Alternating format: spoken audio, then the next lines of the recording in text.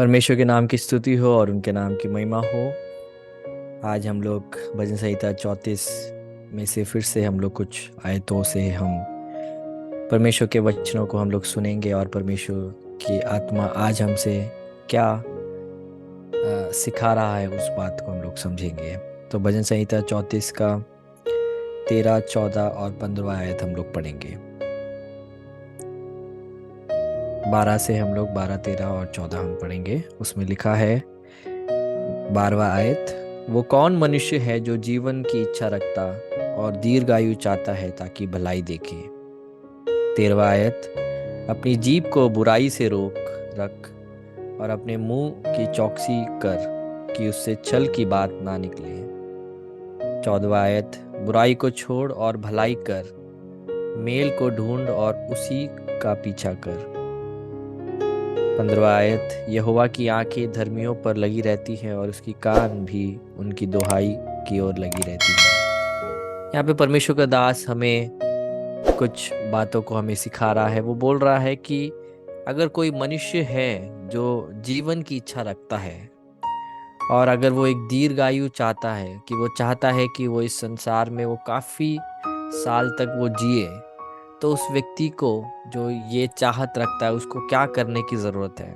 वो यहाँ पे उसको उस बात को एक्सप्लेन करते हुए बता रहा है कि एक व्यक्ति जिसको दीर्घायु चाहिए और उसको अपने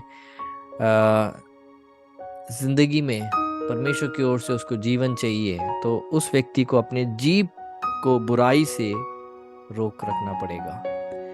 हमारे मसीह जीवन में काफ़ी बार जब हम काफ़ी चीज़ों को देखते हैं, ये संसार के द्वारा या लोगों के प्रेशर के द्वारा काफ़ी बार हमारे मुख में से ऐसी बातें निकल जाती है जो परमेश्वर को खुशी जिससे नहीं मिलती है और हमारी गवाही वहाँ पे खराब हो जाती है। बट बाइबल बताता है कि यदि हम अपने ज़ुबान को अगर हम कंट्रोल में रखेंगे, यही सेम बात याकूब भी अपने पत्री में नए नए में बताता है कि अगर आप अपने ज़ुबान को कंट्रोल नहीं रख पाए, आपका मसीही जीवन व्यर्थ है, वो कहता है। तो एक मसीही व्यक्ति का जो ज़ुबान है उसमें से परमेश्वर के भय में और परमेश्वर का वो संतान है, उसके बोध में वो जब बातें करता है और उसके मुंह से निकली हुई हर एक बातें लोगों के लिए उद्धार का कारण बनता है, लोगों को परमेश्वर के और करीब आने का और परमेश्वर का क्या स्वभाव है उसको समझने का उस व्यक्ति के द्वारा मौका पड़ता है। परंतु अगर वो व्यक्ति ऐसा है कि जो अपने जुबान को कंट्रोल नहीं कर सकता है, वो व्यक्ति बुराई करने लग जाए या अगर चुगली करने लग जाए और अगर वो अपने जुबान की अगर वो चौकसी ना करे, तो क्या होगा। अनेक लोग उसके उसके उस बोलने के द्वारा परमेश्वर के उस स्वभाव को नहीं देख पाएंगे, परमेश्वर की भलाई को नहीं देख पाएंगे। काफ़ी बार परमेश्वर के विषय में जो नहीं जानते हैं, वो लोग परमेश्वर की भलाई और करुणा उन लोगों की ज़िंदगी से देखते हैं जो परमेश्वर को जानते हैं। तो आज हम सब के ऊपर एक बड़ा एक उत्तरदायित्व है कि हमारी ज़ुबान से हम उन्हीं बातों को कहें जो परमेश्वर के लोगों को शोभा देती है। हमारे हृदय में हम उन्हीं विचारों को सोचें जो परमेश्वर को भाती है और परमेश्वर के नाम की महिमा होती है। क्योंकि आपके जो सोच है वो इंसान नहीं देख रहा है, परंतु वो परमेश्वर के सामने है। अपने सोच को भी परमेश्वर के सामने शुद्ध रखें और अपने बोल चाल को भी आप क्या बोल रहे हैं और आप अपने आप को आप कैसा दिखा रहे हैं संसार के सामने, उन सारे बातों को ध्यान रखें। तो यहाँ पे वचन हमें बताता है कि बुराई को छोड़ और भलाई कर। क्यों एक व्यक्ति को बुराई को छोड़कर उसको भलाई को उसे करने की जरूरत है? क्योंकि वो पहले परमेश्वर को जानने से पहले वो एक बुरा व्यक्ति था। बाइबल इफिसियों की पत्री में हमें बताता है कि हम सब पाप में हम मरे हुए थे, परंतु हमारे पर करुणा की गई है। हमको परमेश्वर ने अपना बुलाया। हम जो परमेश्वर के बैरी थे उनको परमेश्वर ने अपने पुत्र के उस मृत्यु के द्वारा, उस पुनरुत्थान के द्वारा हमें परमेश्वर के संतान होने का हमें अधिकार दिया है। और बाइबल हमें बताती है कि पहले हम अंधकार में थे, बट अब हम मसीह यीशु के ज्योति के राज्य के वारिस है। इसलिए अब हमारा जो स्वभाव है, अब हमारा जो बोलचाल है, अब हमारी जो सोच है, वो वो भलाई की ओर ही उत्पन्न करनी चाहिए, क्योंकि परमेश्वर भला है, तो परमेश्वर के लोग भी परमेश्वर के उस भलाई को दूसरों को दिखाने पाए। तो यहाँ लिखा है, बुराई को छोड़ और भलाई कर। इस संसार में हर चीज बुरा है। ये संसार की बुनियाद ही अब बुराई में टिकती है। उसके बीच में एक मसीही व्यक्ति को बुराई के विपरीत खड़े होकर भलाई में उसे चलने की जरूरत है। जब यीशु बोलता है, जब तुम्हारे खिलाफ जब कोई बुरा करे, है ना, तो तुम्हें उसके लिए प्रार्थना करना है। वो क्या है? वो भला एक काम है। तो इसीलिए मेरे प्रियो, आज हमें परमेश्वर के वचन के द्वारा हमें ये शिक्षा मिलती है कि हमें बुराई को छोड़ना है। ये बुराई हमारे पीछे आएगी, ये बुराई हमारे ऊपर प्रभुता करने की कोशिश करेगी, परंतु हमें अच्छाई की ओर हमें फोकस करना है। रोमियो की किताब में ऐसे लिखा है कि अगर कोई तुम्हारे प्रति अगर बुराई करे तो उसके प्रति बुराई नहीं करना है, परंतु भलाई से बुराई को जीतना है ना। तो इसका बोध हर एक मसीही व्यक्ति को है कि जब कोई बुराई करता है तो हमें हमारी प्रतिक्रिया क्या होनी चाहिए।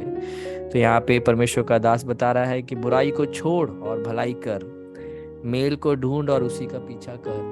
ये शांतिहीन अवस्था में जब संसार जारी है, परिवार जा रहे हैं, रिश्ते जा रहे हैं, कामकाज की जगह जा रहे हैं, तो क्योंकि हम लोग शांति को बनाने वाले लोग हैं, क्योंकि परमेश्वर वचन बोलता है कि जो शांति को बनाता है वो परमेश्वर के संतान कहलाया जाएगा, यीशु मसीह के पहाड़ी उपदेश में, है ना। तो हम लोग को शांति हमें बरकरार रखनी है।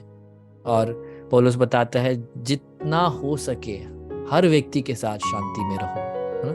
तो परमेश्वर के लोगों की खूबियां हैं जो आज के मसीहत में हम उसको बताते नहीं हैं। आज के मसीहत में हम ऊपर से भी नहीं बताते, हम सच्चाई भी नहीं बताते, बट बाइबल हमें बता रही है, क्योंकि अब हम मसीह के हम बच्चे हैं, हम मसीह के हम सेवक हैं, मसीह के लोग हम कहलाए जाते हैं। तो हमारा स्वभाव भी परमेश्वर के उस स्वभावों को दूसरों के सामने प्रकट करने पाए। तो यहोवा की आंखें, 15वीं आयत, धर्मियों पर लगी रहती है और उसके कान भी उनकी दुहाई की ओर लगी रहती है। तो एक ऐसा व्यक्ति जो संसार की बुराई को छोड़कर परमेश्वर की अच्छाई को जो लोगों को दिखाता है, उस व्यक्ति की प्रार्थना के बारे में यहाँ पे बात की गई है। हर एक व्यक्ति की प्रार्थना परमेश्वर सुनता है, ऐसा कहीं नहीं लिखा हुआ है ना। But Bible bar bar focus करता है, जो परमेश्वर की ओर मन लगाए रखता है, जो परमेश्वर के करीब आता है, जो परमेश्वर को अपना निज भाग मानता है, उनके प्रार्थना विषयों को परमेश्वर ध्यान से सुनता है। इसलिए दाऊद भी बार बार इस चीज को वो फोकस करके अपनी प्रार्थनाओं में वो बोलता है कि हे परमेश्वर, मेरी प्रार्थनाओं को तू ध्यान से सुन। वो कहता है कि मेरी प्रार्थना की और अपने कान को लगा, है ना। ऐसे शब्दों को वो क्यों यूज कर रहा है? क्योंकि परमेश्वर तो हर एक व्यक्ति की प्रार्थना सुन सकता है, क्योंकि उनके पास कान है, वो सुन सकते हैं, उनके पास मुंह है, वो बोल सकते हैं, उनके पास हाथ है, वो छू सकते हैं। परंतु दाऊद अपनी प्रार्थनाओं में इस चीज को व्यक्त कर रहा है कि परमेश्वर हर एक के प्रार्थना को सुनकर उत्तर देने का उत्तरदायित्व परमेश्वर के ऊपर नहीं है, परंतु परमेश्वर उन्हीं की प्रार्थना को सुनकर उत्तर देता है जिनका हृदय परमेश्वर के करीब बना हुआ है। इसलिए बाइबल बताता है, मेरे करीब आओ और मैं तुम्हारे करीब आऊंगा। तो यहाँ पे साफ रीति से हम देख सकते हैं, यहोवा की आंखें धर्मियों पर लगी रहती है, क्योंकि जो धर्मी नहीं है, जो परमेश्वर के बैरी होकर चल रहे हैं, उनके ओर परमेश्वर की जो आंखें उनके हर एक चीजों की ओर नहीं लगी हुई है, क्योंकि वो लोग तो नाश की ओर जा रहे हैं और परमेश्वर की एक ही इच्छा है कि वो लोग मन फिराए। परंतु जो परमेश्वर को जान के इस संसार में जो पाप से सना हुआ है, ये संसार जो पाप को एंजॉय करता है, ये संसार जो पाप को और फैलाता है, उस संसार के बीच में जब परमेश्वर ने हमें खड़ा किया है, आज आपको और मुझे ये बात सीखना है कि परमेश्वर की आंखें हमारी ओर लगी होनी चाहिए। और हम अगर मसीह के द्वारा धर्मी अगर हम ठहराए गए हैं विश्वास के द्वारा, तो हमारा एक धार्मिकता का एक जीवन हमारे द्वारा वो जीने की जरूरत है। और उसका बुनियादी बातें हैं जो आज हमने सीखी कि हमारे मुख से छल और कपट की बात ना आने पाए, बुराई ना आने पाए, हम लोग बुराई के पीछे ना जाए, हम अच्छाई को या भलाई को हम लोग करें, हम लोग परमेश्वर के हम गुहार लगाने वाले बनने पाए, हम परमेश्वर की उपस्थिति में हम लोग हर समय हम लोग परमेश्वर की इच्छा के अनुसार हम चलने वाले हम लोग बनने पाए। और परमेश्वर का दास हमें इस बात का बोध फिर से दिलाता है कि अगर दीर्घायु चाहिए तो तुम्हें अपने जीभ को बुराई से रोकना है। बहुत मुश्किल हो सकता है मेरे प्रियो, परंतु असंभव नहीं है, क्योंकि पवित्र आत्मा आपके जीभ को भी कंट्रोल करने के लिए आपको मदद करता है। क्योंकि बाइबल बताता है अगर जीभ हमारे वश में नहीं है तो हमारी धार्मिकता किसी भी काम की नहीं है, याकूब की किताब में। तो इसलिए आज हम परमेश्वर के सम्मुख हम अपने आप को नम्र करें और दीन करें और हम प्रार्थना करें, हे परमेश्वर मुझे मदद कर कि मैं अपने जीभ को मैं कंट्रोल कर सकूं। जिस जीभ से मैं आपकी स्तुति करता हूं वो जीभ सिर्फ आपकी स्तुति के लिए और दूसरों के लिए भलाई के लिए, दूसरों के लिए आशीष के लिए, दूसरों के लिए प्रार्थना के लिए ही इस्तेमाल होने पाए। हम प्रार्थना करते हैं पिता परमेश्वर, आपके पुत्र यीशु मसीह के नाम पे हम आपके चरणों में आते हैं। परमेश्वर आपके वचन को हम हमारे बीच में आपने भेजा, उसके लिए हम लोग धन्यवाद करते हैं। हमारी जुबान को, हमारे शरीर को, हमारे जीवन के हर एक भागों को हम आपके सामने अर्पण करते हैं। परमेश्वर, जिस मुंह से हम लोग आपके सम्मुख हम गुहार लगाते हैं, उस मुंह से दूसरों की बुराई करना है या छल और कपट की चीजें करना है, इन सब बातों से आप हमें दूर करें, हम आपसे प्रार्थना करते हैं। सारा आदर हम आपको देते हैं और ये प्रार्थना विनती आपके पुत्र यीशु मसीह के नाम पे मांगते हैं।